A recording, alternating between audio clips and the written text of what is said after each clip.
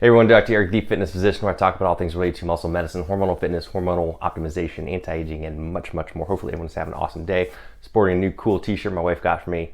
My eldest son goes to West Virginia University, so I got to support the Mountaineers as well as my Buckeyes. So this is a cool shirt because it's very patriotic, very supportive of the military, and I love you and I thank all the military, both active and veterans, who have fought for us and enable us to have the freedoms that we enjoy today, including expressing ourselves in any way, shape, or form. Even those who out there bitch and complain about our country, it's because of them that you're able to do that. So, shut up.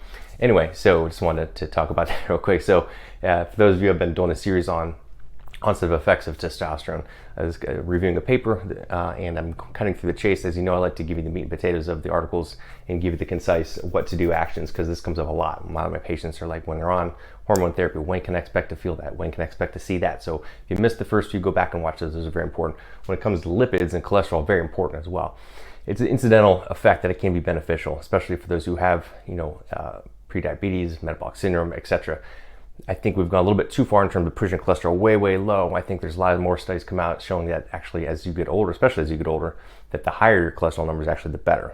More adverse effects the older you get if you drop your cholesterol too low. So I'm not a big fan of that. But for those who are interested, it is a nice little side effect. With overall cholesterol, again, a lot of variability, of course, but anywhere from 4 to 12 weeks, you'll start seeing some effects. 9 to 12 months or so tends to see the maximum effect. And so usually after about a year or so, you'll see the maximum beneficial effects on overall cholesterol. And even more important, looking at triglycerides and LDLs, kind of the same pattern, 4 to 12, 6 to 12 weeks, 9 to 12 months or so. However, if LDL tends to be a little bit slower, sometimes up to 3 to 4 months getting onset, and then up to 12 to 24 months max. So sometimes it could take up to 2 years to see maximum change in LDL. And as you know, I do a deep dive into cholesterol. I don't just look at that. I look at the actual size. I look at the size of the marker, the ApoB that I've talked about in my other videos. There's the ApoB, the particle number, the particle size, way more important than overall LDL.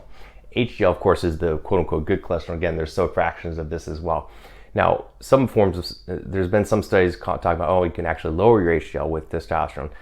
There has been some studies showing that most of them show a beneficial effect in terms of raising HDL. When you tend to see it dropping low, it's usually with more certain types of preparations and people using just way too much or the wrong dosing pattern. If you do it properly, the right doses, the right frequency, I've only seen benefit. So again, that's why it comes to working with a provider who knows what the hell they're doing.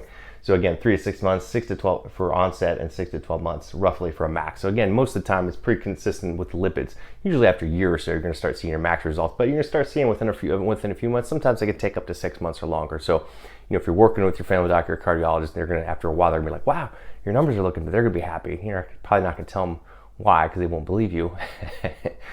So instead of going on the damn statin, optimize your hormones, health, nutrition, everything else that I've talked about in all my video series. More natural, no side effects, much less side effects than the other medications. Again, there's a place and a role for medications and statins, etc., but I found that most of the time it's avoidable. So this is a nice little part of this study that talked about this in detail, but I just wanted to give you the nuts and bolts. So tune in for the next one. Hope you like this one. Tag this post, like it, share it. Let me know what else you want me to talk about. Remember, doing telemedicine consultation all across the country. Be launching my cellular nutrition and fitness course this month as well, so check that out. You're going to love that. And I'm going to be launching my weight loss course specifically geared for you ladies out there. You're going to love it.